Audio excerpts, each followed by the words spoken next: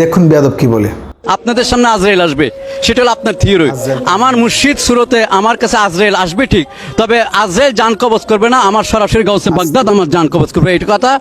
আল্লাহর ওলিরা হচ্ছে আমাদের জন্য উকিল, আমাদের জন্য কিয়ামতের দিন সুপারিশ করবেন। নাউজুবিল্লাহ, সে বলেছেন আমার জান আজরাইল কবজ করবে না, আমার জান কবজ করবে গাউসে পাক আব্দুল কাদের জিলানী, আস্তাগফিরুল্লাহ। গাউসে পাক কি সে আজরাইল নাকি?